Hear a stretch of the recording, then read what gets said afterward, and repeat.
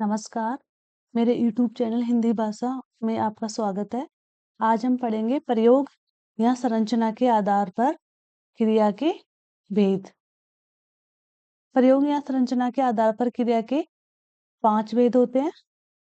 5 भेद होते हैं, जो यहाँ पे मैंने डायग्राम के थ्रू यहाँ पे समझाया है। देखो, प्रेरणार्थक क्रिया, दूसरी है हमारी नाम धातु क्रिया, तीसरी है हमारी पूर्वकालिक क्रिया, चौथी है हमारी सहायक क्रिया और पांचवी है हमारी संयुक्त क्रिया। तो ये हुई हमारी प्रयोग या संरचना के आधार पर क्रिया के भेद। अब इनको हम विस्तार से जानेंगे, लेकिन इनके बारे में और अधिक जानने से पहले मैं आपको कल जो हमने क्लास करी थी उसके बारे में थोड़ा सा बता देती हूँ। कल हमने क्रिया की परिभाषा करी थी कि वे शब्द या शब्द समूह जो किसी कार्य के करने अथवा होने का बोध कराए, उन्हें क्रिया कहते हैं। क्रिया के 2 भेद बताए थे हमने कल कि क्रिया के 2 भेद होते हैं। पहला हमारा क्रम के आधार पर और दूसरा है हमारा प्रयोग या संरचना के आधार पर। फिर क्रम के आधार पर क्रिया को हमने 2 भागों में बांटा। पहली हमारी सकर्मक क्रिया और दूसरी हमारी अकर्मक क्रिया। अकर्म और प्रयोग या संरचना के आधार पर हमने इसको 5 भागों में बांटा। प्रेरणार्थक क्रिया, नाम धातु क्रिया, पूर्वकालिक क्रिया, सहायक क्रिया और संयुक्त क्रिया। अब पहले क्रम के आधार पर क्रियाओं को देख लेते हैं, जो कि 2 भागों में बटी हुई है, सकर्मक और अकर्मक। सकर्मक क्रिया के भी फिर 2 भेद होते हैं, एक कर्मक क्रिया और द्विकर्मक क्रिया। एक कर्मक जिस वाक्य में एक कर्म हो और द्विकर्मक क्रिया वो होती है जिस वाक्य में 2 कर्म हो। कर्म के आधार पर क्रिया के भेद हमने कल अच्छे से समझे हैं। अगर आपने मेरी पिछली क्लास ना ली हो तो उसका जो लिंक है वो मैं डिस्क्रिप्शन में डाल दूंगी। आप वहां जाकर उस कल वाले वीडियो को जरूर देखें, ताकि आज की जो क्लास है हमारी वो और कल वाले क्लास को देखने के बाद आपके क्रिया से रिलेटेड जो भी डाउट्स है वो सारे दूर हो जाएंगे और आपको बहुत अच्छे से क्रिया समझ में आएगी। अब हम आगे बढ़ते हैं और प्रयोग या संरचना के आधार पर क्रिया के भेदों को विस्तार से जानते हैं। तो पहला जो हमारा भेद है वो है प्रेरणार्थक क्रिया। प्रेरणार्थक क्रिया, ये वे क्रियाएं होती है जिनमें कर्ता स्वयं कार्य न करके किसी अन्य को कार्य करने के लिए प्रेरित कर रहा हो या करता है, तो वहां प्रेरणार्थक क्रिया होती है। सरल शब्दों में अगर हम बात करें तो आप ये भी कह सकते हैं कि वे क्रियाएं जिनमें कर्ता स्वयं कार्य न करके किसी दूसरे से कार्य करवाता है। वो खुद कार्य नहीं करता लेकिन किसी दूसरे को कार्य करने के लिए प्रेरित करता है, वो प्रेरणार्थक क्रियाएं होती है। जैसे पहला उदाहरण है हमारा, नरेश ने नाई से बाल कटवाए। नरेश ने नाई से बाल कटवाए, तो नरेश ने बाल काटने के लिए किसको प्रेरित किया? नाई को। और बाल किसने काटे? नाई ने। तो यहाँ पे नरेश करता है, नरेश यहाँ पे करता है, लेकिन इसने खुद कार्य ना करके कार्य करने के लिए किसको प्रेरित किया? नाई को। और इसलिए यहाँ पे हमारी होगी प्रेरणार्थक क्रिया। प्रेरणार्थक क्रिया, ठीक है। उसी प्रकार दूसरा उदाहरण हम देखते हैं, वह बच्चों से पत्र लिखवाता है। वह बच्चों से पत्र लिखवाता है, यहाँ पे भी जो करता है वो क्या कर रहा है? बच्चों को पत्र लिखने के लिए क्या कर रहा है? प्रेरित कर रहा है, यानी बच्चों से वो कार्य करवा रहा है, पत्र लिखवा रहा है। तो यहाँ पे भी हमारी हुई प्रेरणार्थक क्रिया। प्रेरणार्थक क्रिया वो होती है जहाँ कर्ता स्वयं कार्य न करके किसी अन्य को कार्य करने के लिए प्रेरित करे या किसी दूसरे से कार्य करवाए। तीसरा उदाहरण है हमारा, कविता सविता से पत्र पढ़वाती है। तो यहाँ हमारा जो कर्ता है वो क्या है? कविता। कविता यहाँ पे हमारा कर्ता है और वो दूसरा व्यक्ति सविता है, जिससे कि कविता क्या करवा रही है? पत्र पढ़वा रही है। तो यहाँ पे भी क्या है? हमारी प्रेरणार्थक क्रिया। प्रेरणार्थक क्रिया। तो ये तो हमारी प्रेरणार्थक क्रिया पूरी हुई। तो दूसरी क्रिया है वो है नाम धातु क्रिया। नाम धातु क्रिया। पहले जान लेते हैं कि नाम धातु क्रिया होती क्या है। पहले परिभाषा देखते हैं। संज्ञा व विशेषण से बनने वाली क्रिया को नाम धातु क्रिया कहते हैं। संज्ञा व विशेषण से बनने वाले क्रिया को नाम धातु क्रिया कहते हैं। आप ये भी बोल सकते हो कि संज्ञा व विशेषण के अंत में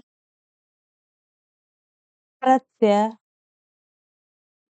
लगाकर जो क्रिया बनती है उसे नाम धातु क्रिया कहते हैं। ये इसकी साधारण परिभाषा या सरल परिभाषा हो गई कि संज्ञा व विशेषण के अंत में प्रत्यय लगाकर जो क्रिया बनती है वो हो गई हमारे नाम धातु क्रिया। अब देखो यहाँ पे कुछ संज्ञा शब्द दिए हुए हैं और कुछ विशेषण शब्द। तो हम देखते हैं, जैसे यहाँ पे हाथ, ये क्या है? संज्ञा शब्द है। हाथ का वो होगी हमारे हाथ से हथियाना। हथियाना। लात से हमारी जो नाम धातु क्रिया बनेगी वो है, लात से हमारा बना यहाँ पे लतियाना। लात से बना हमारे यहाँ पे लतियाना। हाथ है हमारा यहाँ पे संज्ञा शब्द है। लात भी हमारा क्या है यहाँ पे?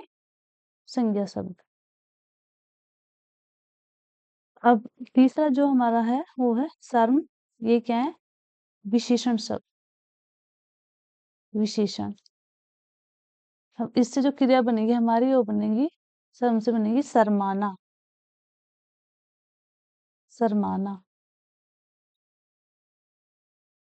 अब यहाँ पे है हमारा गर्म। विशेषण शब्द है। विशेषण शब्द है। गर्म से जो हमारी क्रिया बनेगी वो बनेगी गरमाना। गरमाना। अब यहाँ पे हम एक आध उदाहरण और ले लेते हैं। जैसे बात। बात हमारा संज्ञा शब्द है और बात से हमारी जो क्रिया बनेगी वो बनेगी बतियाना। बतियाना। ठीक है। अब आप यहाँ पे आपने एक चीज नोटिस करी होगी कि जो संज्ञा शब्द है उसमें ई आना, ई आना जो प्रत्यय वो आ रहा है, और जो विशेषण शब्द है उनसे जब हमने क्रिया बनाई तो यहाँ पे इनके अंत में आना प्रत्यय हमें दिखाई दे रहा है। तो यहाँ पे इसकी पहचान इस तरह भी हम कर सकते हैं कि संज्ञा शब्दों के साथ ई आना प्रत्यय प्रत्यय लगाकर नाम धातु क्रिया बनाई जाती है।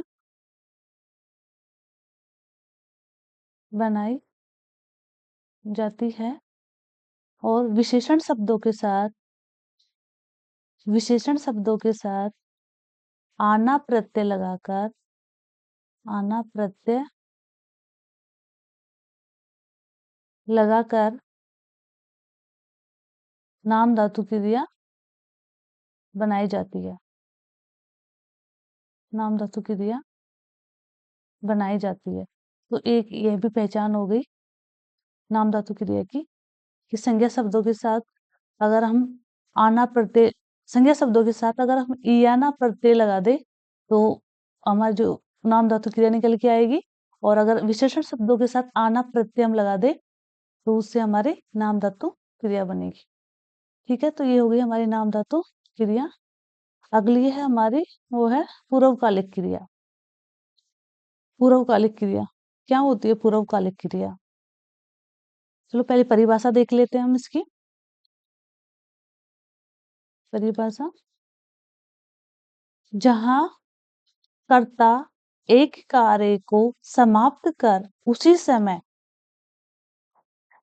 समय कोई दूसरा कार्य आरंभ कर देता है, तब पहली क्रिया पूर्वकालिक क्रिया कहलाती है।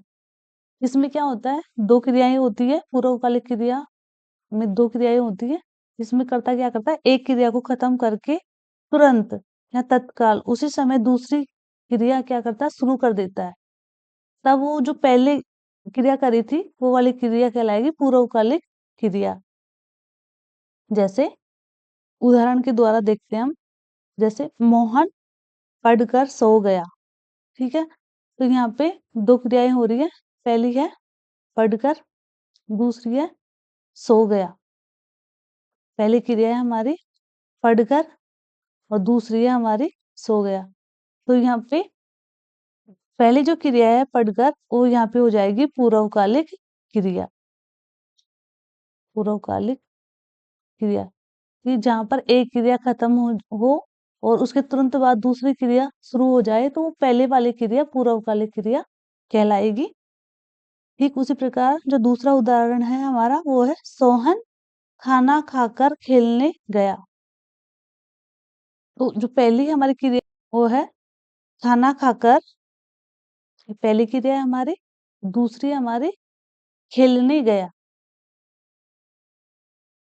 ये दूसरी क्रिया है हमारी। तो मतलब खेलने जाने से पहले उसने क्या खाया है? खाना।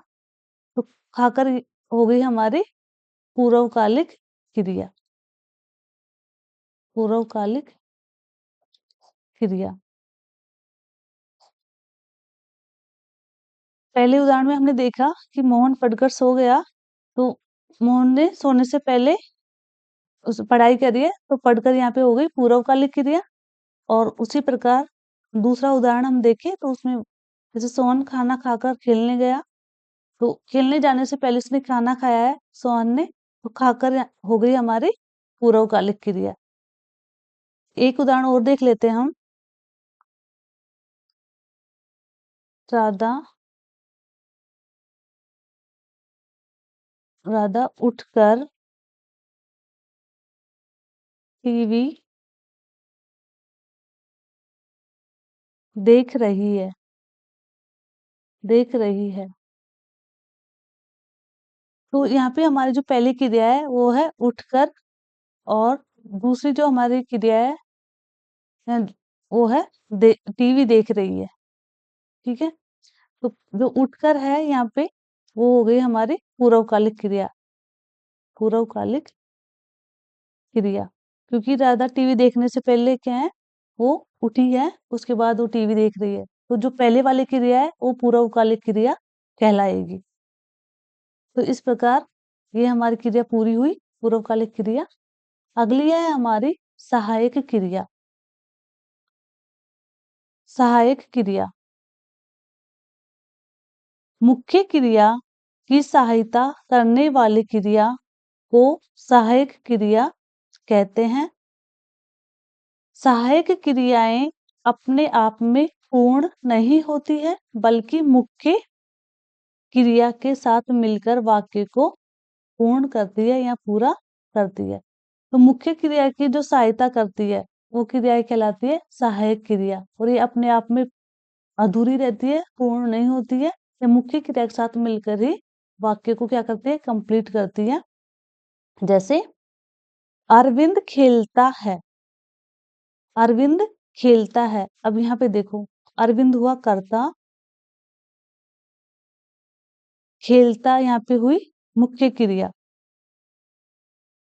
मुख्य क्रिया हुई हमारी खेलता, और है यहाँ पे है हमारी सहायक क्रिया। सहायक क्रिया। उसी प्रकार दूसरा उदाहरण हम देखें। राम ने अपनी पुस्तक मेज पर रख दी। राम ने अपनी पुस्तक मेज पर रख दी। तो यहाँ पे राम हुआ हमारा कर्ता, अपनी सर्वनाम शब्द है, पुस्तक हुई हमारे यहाँ पे संज्ञा, संज्ञा शब्द, और मेज भी हमारा संज्ञा शब्द हो गया। रख दी, तो रख हुई हमारे यहाँ पे मुख्य क्रिया, मुख्य क्रिया, और दी है यहाँ पे हमारी सहायक क्रिया, सहायक क्रिया। तो आपने यहाँ पे देख लिया होगा कि जो सहायक क्रिया होती है वो अपने आप में पूर्ण नहीं होती है, वो मुख्य क्रिया के साथ मिलकर ही वाक्य को क्या करती है, पूरा करती है। और मुख्य क्रिया की सहायता करने वाली क्रिया को हम क्या कहते हैं, सहायक क्रिया। ठीक है, आगे हम देखते हैं जो अगली हमारी क्रिया है वो है संयुक्त क्रिया। संयुक्त क्रिया, पहली परिभाषा देख लेते हैं हम संयुक्त क्रिया की। जब दो या दो से अधिक क्रियाएं मिलकर किसी पूर्ण क्रिया को बनाती है वह संयुक्त क्रिया कहलाती है। यानी दो क्रिया या दो से अधिक क्रिया, दो या दो से अधिक क्रियाएं मिलकर किसी एक क्रिया को क्या करती है, पूर्ण करती है या पूरा बनाती है, वो होती है संयुक्त क्रिया। जैसे मैंने पत्र, मैंने पत्र लिख लिया है, मैंने पत्र लिख लिया है। अब यहाँ पे दो क्रियाएं हो गई, लिख ये भी क्रिया है हमारी, और दूसरी लिया है ना। तो लिख और लिया यहाँ पे हमारी दो क्रियाएं हो गई। तो जहाँ पे दो या दो से अधिक क्रियाएं होती है वहां पे कौन सी क्रिया होती है, संयुक्त क्रिया, संयुक्त क्रिया, क्रिया। उसी प्रकार जो दूसरा उदाहरण है हमारा वो है पानी बरसने लगा। तो बरसने और लगा, यहाँ पे भी दो क्रिया आ रही है हमारी। बरसने हमारी पहली क्रिया है और लगा हमारी दूसरी क्रिया है। तो यहाँ पे भी कौन सी क्रिया आएगी, संयुक्त क्रिया। क्योंकि दो या दो से अधिक क्रिया मिलकर जब कोई एक क्रिया बनाती है या एक क्रिया को पूर्ण करती है तो वहां पे होती है संयुक्त क्रिया। तीसरा जो हमारा उदाहरण है वो है हेमा ने खाना खा लिया। हेमा ने खाना खा लिया, तो खा लिया और हेमा ने खाना खा लिया, तो खा और लिया दोनों क्या है हमारे यहाँ पे, क्रियाएं हैं। खा यहाँ पे पहली क्रिया है, लिया यहाँ पे दूसरी क्रिया है। तो यहाँ पे भी क्या होगा, संयुक्त क्रिया होगी हमारी, संयुक्त क्रिया। तो इस प्रकार हमारी जो प्रयोग या संरचना के आधार पे जो 5 क्रियाएं थी वो पूरी हुई। प्रेरणार्थक क्रिया, नामधातु क्रिया, पूर्वकालिक क्रिया, सहायक क्रिया और संयुक्त क्रिया। तो आगे चलते हैं हम। यहाँ पे कुछ अभ्यास प्रश्न दिए हुए हैं क्रिया से रिलेटेड, वो हम देख लेते हैं। तो पहला जो हमारा अभ्यास प्रश्न है वो है बच्चा दूध पीकर सो गया। बच्चा दूध पीकर सो गया, तो इसमें है हमारी पूर्वकालिक क्रिया। पूर्वकालिक क्रिया वो इसलिए है क्योंकि बच्चा बच्चे ने सोने से पहले दूध पिया है। देखो बच्चा दूध पीकर सो गया, तो सोने से पहले बच्चे ने दूध पिया है, तो दूध पीकर यहाँ पे क्या हुई, पूर्वकालिक क्रिया, है ना। तो इसलिए यहाँ पे पूर्वकालिक क्रिया आएगा। दूसरा जो हमारा उदाहरण है वो है मोहन ने राम से कपड़े धुलवाए। मोहन ने राम से कपड़े धुलवाए, तो यहाँ पे कर्ता अपना कार्य खुद ना करके किसी दूसरे से करवा रहा है या किसी दूसरे को कार्य करने की प्रेरणा दे रहा है। तो यहाँ पे हुई हमारी प्रेरणार्थक क्रिया, प्रेरणार्थक क्रिया। तीसरा जो हमारा उदाहरण है वो है वह दौड़ रहा है। वह दौड़ रहा है। तो यहाँ पे है हमारी सहायक क्रिया। सहायक क्रिया, क्योंकि दौड़ यहाँ मुख्य क्रिया है। मुख्य क्रिया और है यहाँ पे क्या है, सहायक क्रिया। तो इसलिए इस वाले जो उदाहरण में हमारी आएगी सहायक क्रिया। फिर है सेठ ने मकान हथियाया। फोर्थ जो उदाहरण है हमारा वो है सेठ ने मकान हथियाया। तो इसमें है हमारी नाम धातु क्रिया। नाम धातु क्रिया, क्योंकि क्योंकि यह हथियाया जो शब्द है वो संज्ञा संज्ञा शब्द के अंत में प्रत्यय लगने से बना है। यानी हथियाया जो क्रिया है वो किससे बनी है, संज्ञा शब्द के अंत में प्रत्यय लगाने से। ठीक है, इस प्रकार हमारे अभ्यास प्रश्न पूरे हुए। आशा है आपको वीडियो समझ आएगा अच्छे से। आगे चलते हैं हम निष्कर्ष। तो निष्कर्ष में हम देख लेते हैं कि हमारा जो क्रिया टॉपिक था उसमें हमने सबसे पहले क्रिया की परिभाषा पढ़ी, है ना, कि वे शब्द या शब्द समूह जो किसी कार्य के करने या होने का बोध कराए उसे हम क्रिया कहते हैं। क्रिया के प्रकार, क्रिया के दो प्रकार होते हैं, कर्म के आधार पर और प्रयोग या संरचना के आधार पर। तो कर्म के आधार पर हमने क्रिया को दो भागों में बांटा, सकर्मक क्रिया और अकर्मक क्रिया। सकर्मक क्रिया जिसमें क्रिया को क्या है, कर्म की आवश्यकता हो, वो होती है सकर्मक क्रिया। जिसमें क्रिया को कर्म की आवश्यकता ना हो, वो होती है अकर्मक क्रिया। फिर सकर्मक क्रिया को भी हमने दो भागों में बांटा, एक कर्मक क्रिया और द्विकर्मक क्रिया। एक कर्मक क्रिया वो होती है जिसमें जिस वाक्य में एक ही कर्म हो, वो होती है एक कर्मक क्रिया। जिस वाक्य में दो कर्म दिए हुए हो, वो होती है द्विकर्मक क्रिया। ठीक है, फिर प्रयोग और संरचना के आधार पर भी हमने क्रिया को 5 भागों में बांटा। पहली थी हमारी प्रेरणार्थक क्रिया, जिसमें कर्ता स्वयं कार्य न करके और किसी दूसरे को कार्य करने के लिए प्रेरित करता है या किसी दूसरे से कार्य करवाता है, वो होती है प्रेरणार्थक क्रिया। फिर सेकंड है हमारी नाम धातु क्रिया। इसमें होता है संज्ञा व विशेषण शब्दों के अंत में प्रत्यय लगाकर नाम धातु क्रिया का निर्माण किया जाता है। ज्यादातर इसमें आना और ईयाना प्रत्यय लगते हैं। तीसरी है हमारी पूर्वकालिक क्रिया। इसमें क्या होता है, इसमें कर्ता एक क्रिया को समाप्त करके तुरंत दूसरी क्रिया आरंभ करता है। तो जो पहले वाली क्रिया है वो कहलाती है पूर्वकालिक क्रिया। चौथा है हमारा सहायक क्रिया। सहायक क्रिया वो होती है जो मुख्य क्रिया की सहायता करती है। ये अपने आप में पूर्ण नहीं होती है, बल्कि मुख्य क्रिया के साथ मिलकर वाक्य को क्या बनाती है, पूर्ण बनाती है। पांचवा है हमारी संयुक्त क्रिया। इसमें दो या दो से अधिक क्रियाएं मिलकर एक क्रिया को क्या बनाती है, पूर्ण बनाती है, और वो होती है हमारी संयुक्त क्रिया।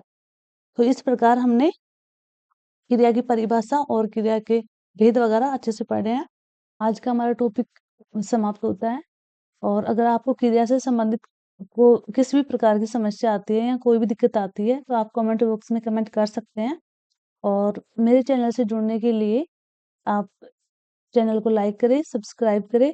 और इसी के साथ धन्यवाद। मिलते हैं अगली क्लास में।